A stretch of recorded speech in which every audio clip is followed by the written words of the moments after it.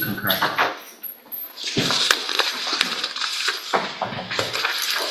Good morning. Are you Stephanie Martin? Yes, ma'am. Give me just a second, please. Will your client waive? Snort. Right off the Judge.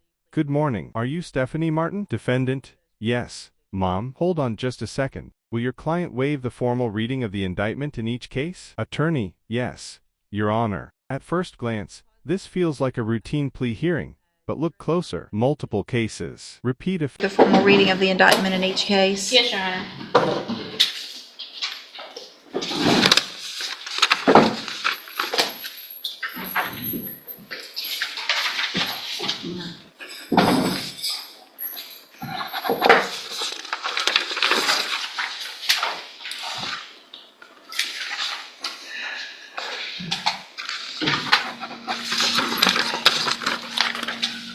All right, Ms. Martin, and cause number 20. Let's see, where am I start? Which one's being dismissed? It's indicting 247, Judge. And cause number 24, DCCR 0248. You're charged with the state jail felony offense of possession of a controlled offenses. Now And this- the judge moving quickly. This isn't simple, it's stacking up fast. The real question is, how long is this record? Snorts, clears throat. Judge. All right. Ms. Martin, in cause number 20. Wait. Where's my start? Which one's being dismissed? Okay, the one. Ending in To ignore. 240. substance from October 1st of 2023. The indictment alleges that you were previously convicted of possession of a controlled substance on August 24th of 2015. And then after that was final, you were convicted of possession of a controlled substance April 11th of 2016, and also convicted of fraudulent use of identifying information on April 11th of 2016. And how do you plead to that charge? Guilty. And are those prior offenses true? Yes, ma'am.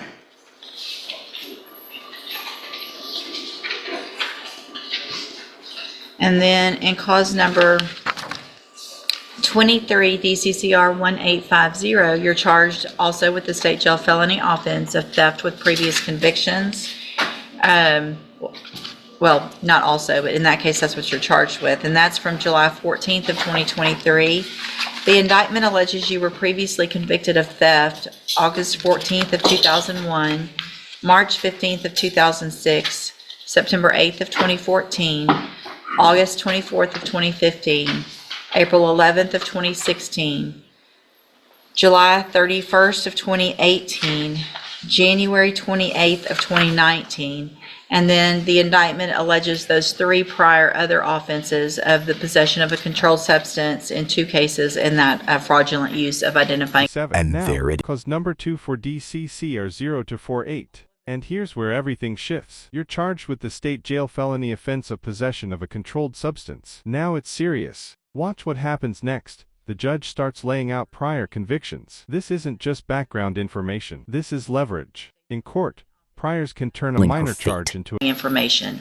And how do you plead to that charge? Guilty. And are all of those prior convictions true? Yes, ma'am.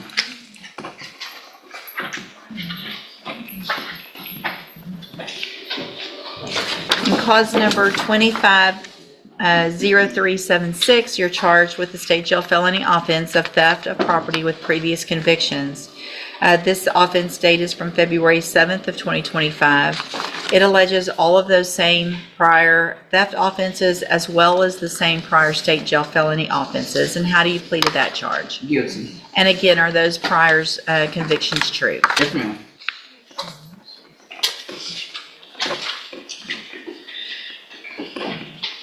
And then finally, in cause number 250375, you're charged with the state jail felony offense of theft with previous theft convictions, and this is from February 18th of 2025. It also alleges all of those same prior theft cases as well as those other prior state jail felony cases, convictions.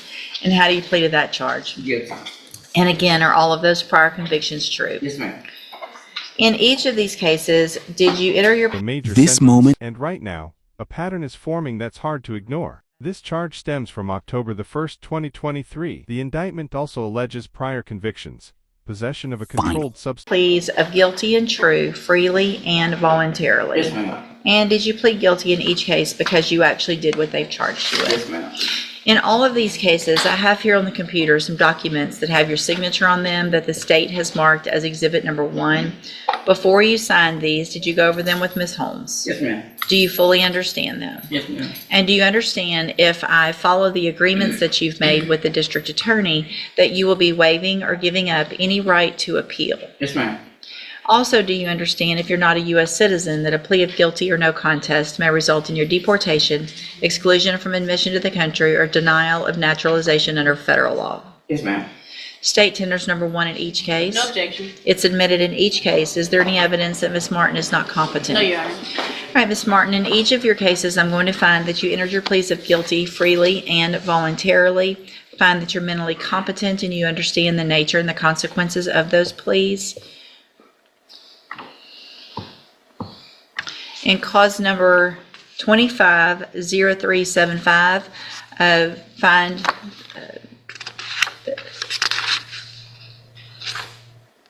sorry, okay. In 30735, find sufficient evidence to find you guilty, and at this time find you guilty of the state jail felony offense of theft with prior convictions. Find all of the prior convictions true.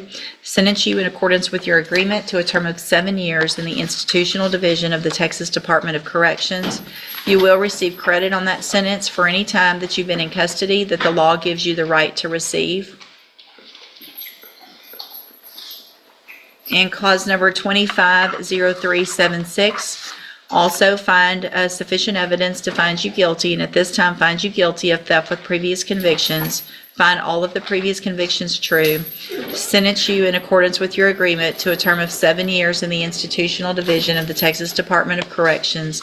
You will also receive credit on that sentence for any time that you've been in custody that the law gives you the right to receive. Clause number 23, DCCR 1850, find sufficient evidence to find you guilty, and at this time find you guilty of the state jail felony offense of theft with previous convictions. Find all those prior convictions true. Sentence you in accordance with your agreement to a term of 7 years in the institutional division of the Texas Department of Corrections. You will also receive credit for that on that sentence for any time that you've been in custody that the law gives you the right to receive.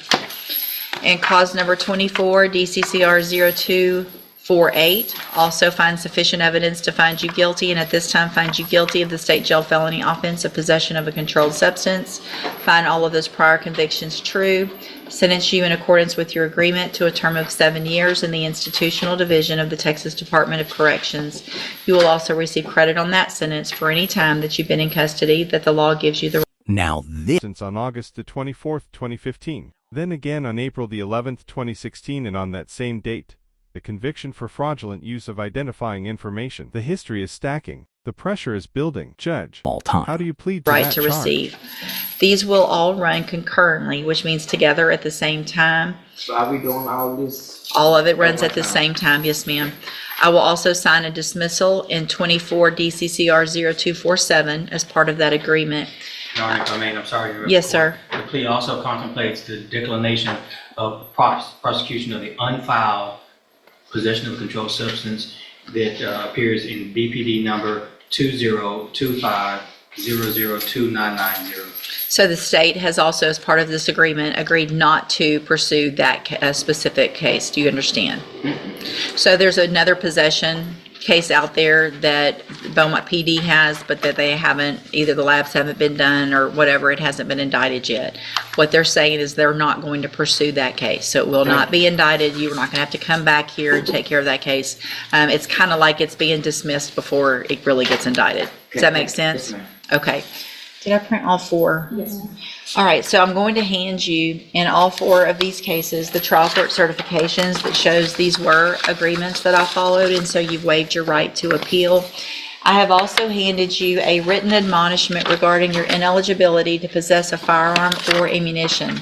Because of the judgments entered against you, you're ineligible under Texas law to possess a firearm or ammunition. Possession of a firearm or ammunition could lead to charges against you. Firearm is a legal term, and you should read the written admonishments I provide you to see what devices qualify as a firearm.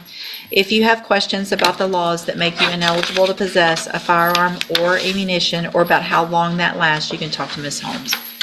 Yes, ma'am. I'm sorry, Mr. Director. Can I say one, those are my kids right there. Can I just tell them bye? From here, yes, I'm ma'am. sorry I let y'all down.